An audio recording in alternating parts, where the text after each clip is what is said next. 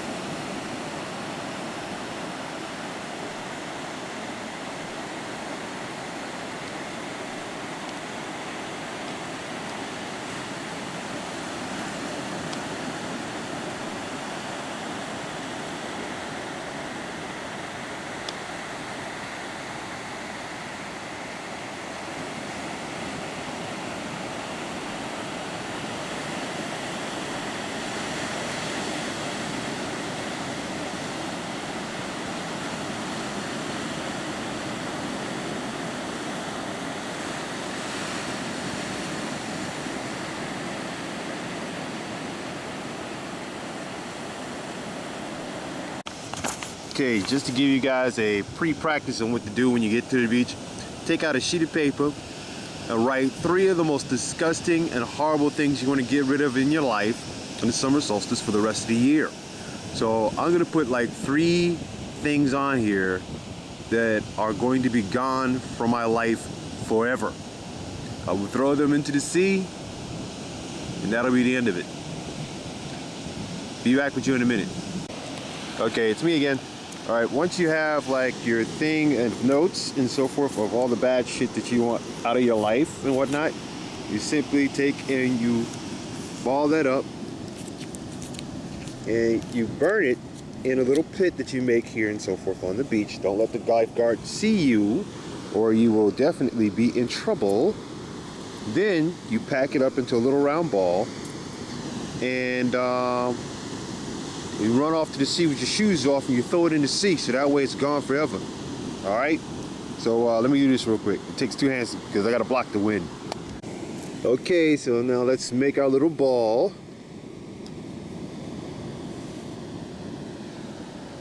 Little ball of sand. This is all you have to do. You don't have to like make it into like, you know, a screaming little ball or whatever. Make sure you get all of it, so that way you leave nothing to chance.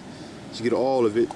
And now we grab our bottles and we go out here and throw all our bad shit that's been happening to us, throw it into the ocean so it never comes back.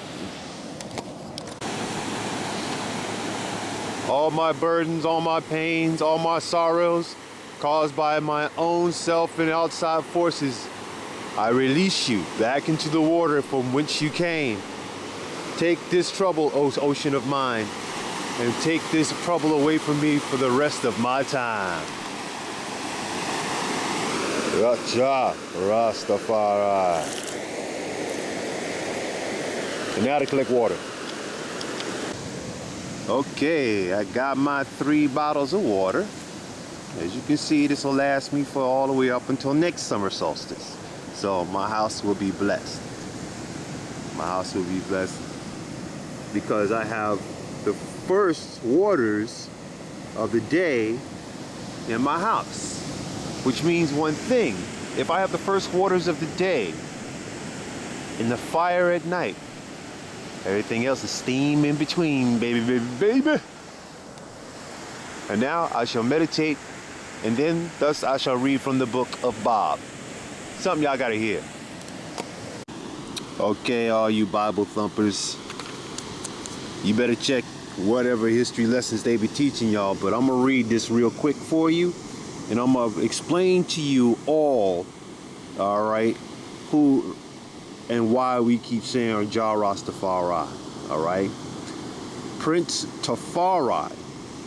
Prince is the same thing as Ras, but Tafari, okay, was the son, okay, was the son of an old sage. Well, basically, he was basically like the man in line, okay? He's the man in line of yours truly, Haile Selassie. But as he explains it, okay, that the ravishing and wealthy Queen Makeda had learned of the great Solomon from Ethiopian merchant Prince Tarim, who owned almost 400 ships and caravans numbering 500 camels. After returning from a trading voyage to Jerusalem, where he had delivered large quantities of ebony, red gold, and sapphires to the Hebrew king, Tarim told Makeda of his majestic temple and palace, and his goodness and righteousness as a judge over his subjects. Enthralled, okay, Makeda decided she must visit the great king and set out, Tarim acting as her captain, with a caravan of 800 camels, innumerable attendants, and a massive baggage train. Upon her arrival in Jerusalem, she welcomed into the palace by Solomon, who overwhelmed her with his hospitality and enlightened her with his wisdom. Solomon persuaded her to turn away from the worship of the sun, and Makeda became a follower of the one true God, the God of Israel, he whose name shall not be spoken.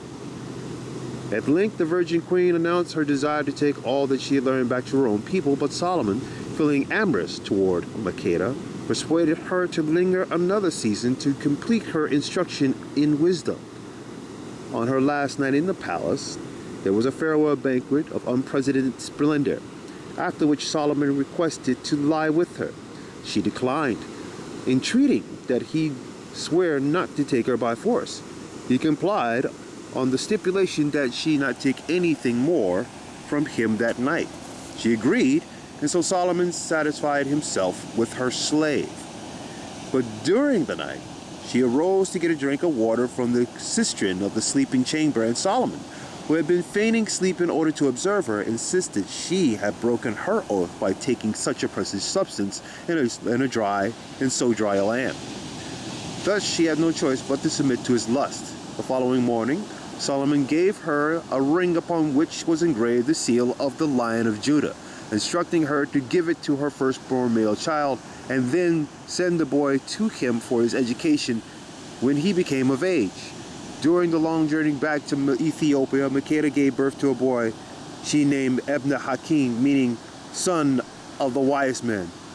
All that simply means, people, is that, okay, Ebna beget Menelik, Menelik beget Tafari beget, alrighty, Haile Selassie, as the eldest son of Prince Afawusan.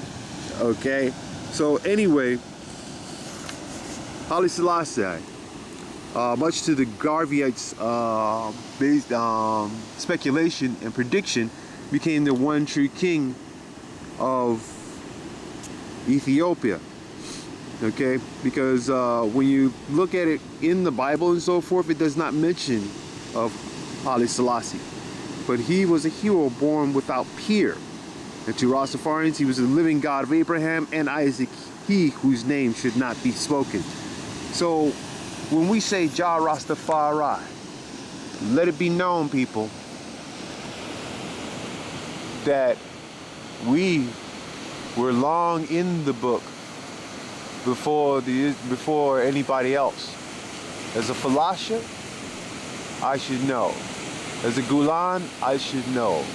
On all of my past lives, I should know. But in this life, you will know. Jah Rastafari.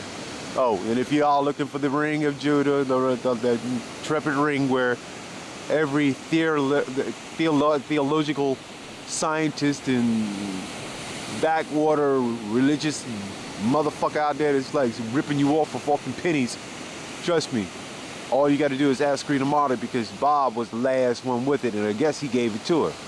It's in the book of Bob. Y'all got to pick it up. All right? Peace.